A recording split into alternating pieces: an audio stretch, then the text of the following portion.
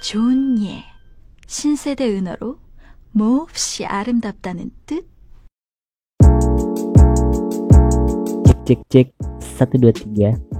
Halo sobat Culmen dimanapun kalian berada, bagaimana kabarnya? Kembali lagi dengan saya, siapa saya dan nama saya siapa. Di video kali ini seperti biasa kita akan mengupas dan mengobrak-abrik film yang membuat otak kita menjadi traveling kemana-mana. Film ini berjudul, dan tanpa berlama-lama karena saya ingin coli, langsung saja kita simak videonya coy. Oke?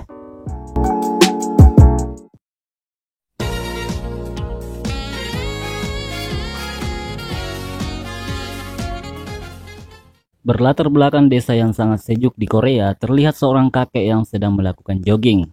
Di sini kita bisa lihat bahwa si kakek ini sudah dimakan usia, namun si kakek masih berjiwa pemuda-pemuda pada umumnya. Beliau ini bernama Yong Tae. Diceritakan Yong Tae mengidap penyakit kanker dan juga istrinya yang sudah lama meninggal.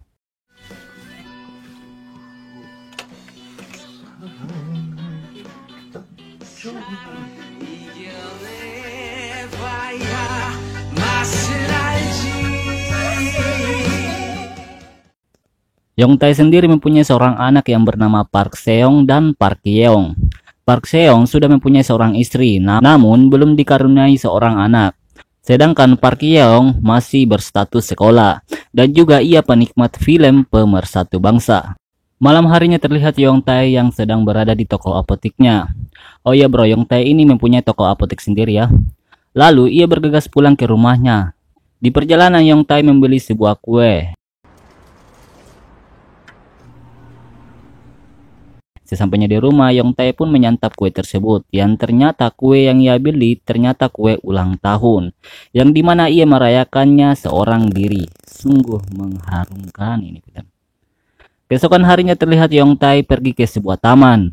Kemudian ia disambar seorang pria hingga membuat ia terjatuh. Dan kebetulan ada seorang gadis cantik yang menolong si kakek. Kemudian gadis cantik itu merapikan pakaian si kakek. Di sini kita bisa lihat bahwa si kakek ini jatuh cinta kepada gadis cantik itu. Anjay. Lanjut cerita, terlihat sang kakek sedang membuka situs semacam Facebook yang dimana ia mencari gadis cantik tersebut. Scene berpindah, terlihat gadis cantik yang tadi menolong si kakek yang sedang berada di apartemennya bersama sang pacar. Terlihat si pacar ini sangat sakne akan tubuh si gadis cantik itu, yang tak lama kemudian mereka pun melakukan mantap-mantap. Namun setelah selesai, lelaki itu meninggalkan gadis cantik itu karena gadis cantik itu telah dipecat. Nah, di sini kita bisa simpulkan bahwa si lelaki brengsek itu cuma mau manfaatin gadis tersebut. Lanjut cerita, si gadis cantik ini akhirnya mendapatkan sebuah pekerjaan, yang dimana ia bekerja sebagai sales, namun dengan memakai kostum beruang. Saat jam istirahat, kemudian gadis cantik tersebut pergi ke sebuah apotik, yang ternyata apotik tersebut itu milik Yong Tae. Di sini gadis cantik itu masih memakai kostum beruangnya, hingga Yong Tae belum mengetahuinya. Yong Tae pun mengambilkan obat gadis itu. Saat Yong Tae ingin memberikan obat gadis tersebut, si gadis beruang tidak ada, yang ternyata ia sedang membersihkan keringatnya. Yang akhirnya Yong Tae mengetahui gadis itu. Si kakek pun mengetahui nama gadis cantik itu. Gadis cantik itu bernama Lee Jin Hee. Lanjut cerita, Yong Tae mengunjungi rumah sakit. Di sana ia menanyakan tentang penyakit kankernya. Akan tetapi, dokter berkata bahwa umurnya sudah tak lama lagi. Hal itu membuat Yong Tae sedih. 위암 말기에 유황요법으로 생명을 연장하는 것 말고는 저 수술이 불가능합니다. 저로서도 딱히 할 수 있는 게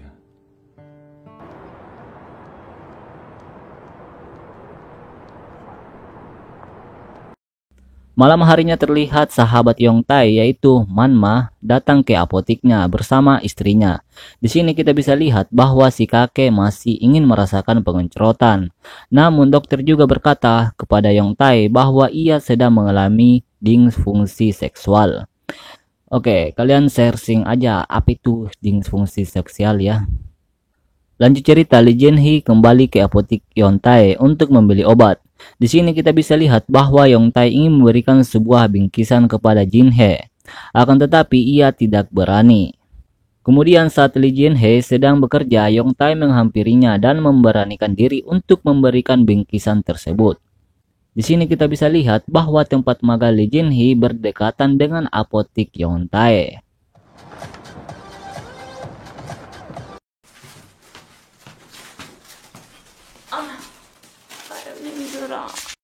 Malam harinya Lee Jin-hee membuka bingkisan tersebut yang ternyata di dalamnya terdapat sebuah makanan untuknya dan juga sebuah surat.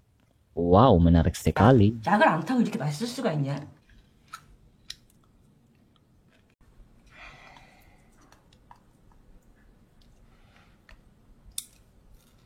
Keesokan harinya terlihat Yong-tae memberikan sebuah bunga untuk Lee Jin-hee. Wow, romantis sekali.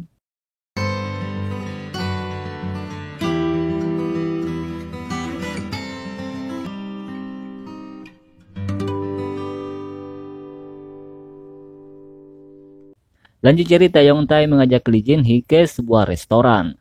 Di sini Yong-tae mengungkapkan perasaannya dan juga memberikan sebuah cincin. 내 마음을 받아줘요.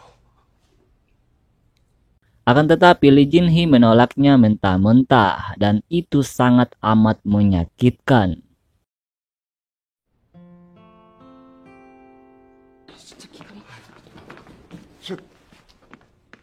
Keesokan harinya terlihat Lee Jin-hee yang sedang bekerja, dan di sisi lain terlihat Yong-tae memperhatikannya dari jauh. Selang beberapa saat kemudian terlihat Lee Jin-hee yang sedang memungut brosurnya yang terjatuh. Namun dari belakang ada seorang pria yang memegang pusat buahnya. Hal itu membuat Lee Jin-hee marah. Akan tetapi pria tersebut melawan karena pengaruh minuman.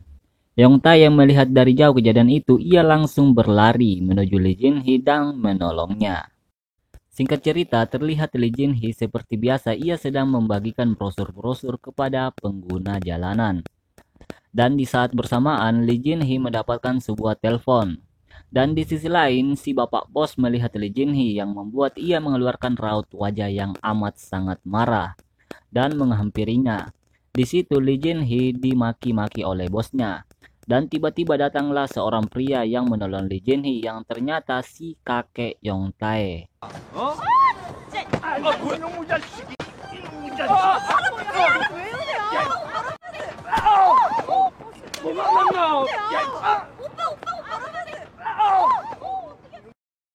Malam harinya Lee Jin-hee ke apotik Yong-tae. Di situ ia membantu memperban tangan Yong-tae.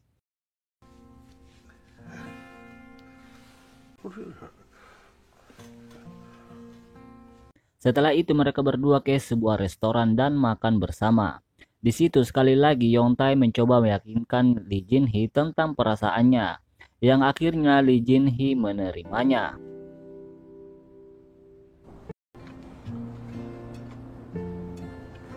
앞으로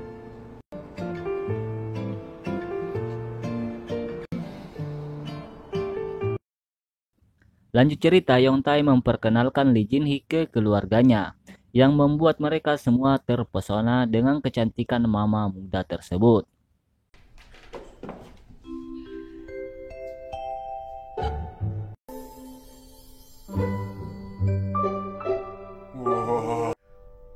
좋은 예, 신세대 은어로 몹시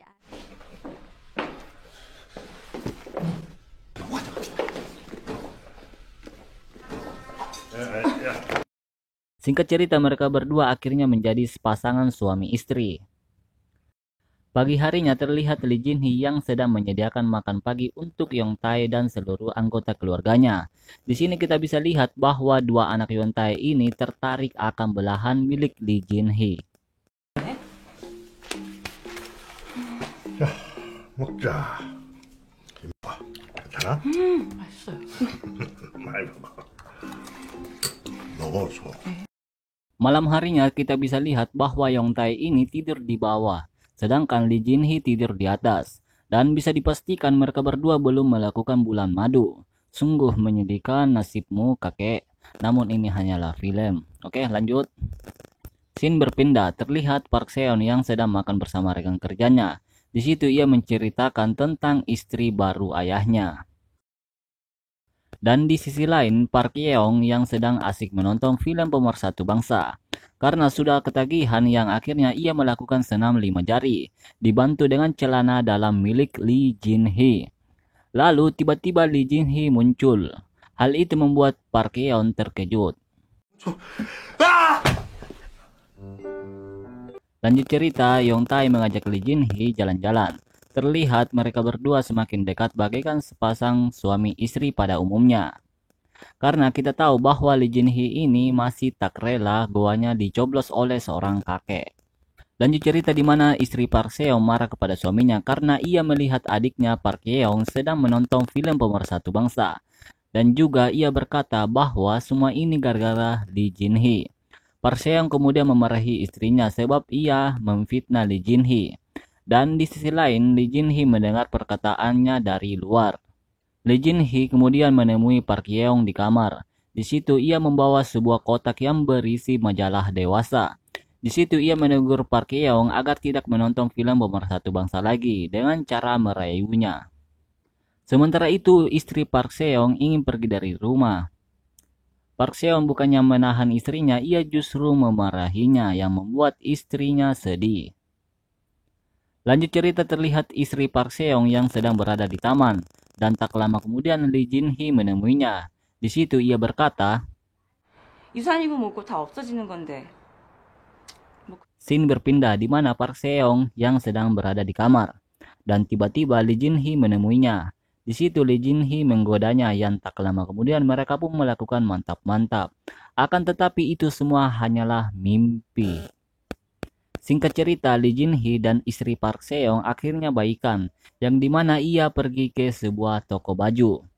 Keesokan harinya terlihat Park Seong yang baru saja pulang kerja. Saat ia masuk ke dalam rumah, ia dikagetkan dengan seorang wanita, yang ternyata wanita itu adalah istrinya yang tampil berbeda.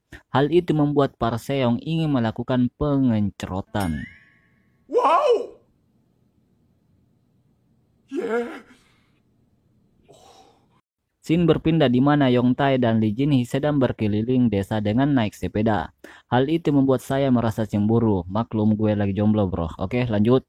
Kemudian mereka berdua pergi ke studio foto. Malam harinya terlihat Yong Tae akhirnya tidur di atas bersama Lee Jin Hee. Dan juga Yong Tae akhirnya dapat merasakan kehangatan gua milik Lee Jin Hee yang sudah lama ia idam-idamkan.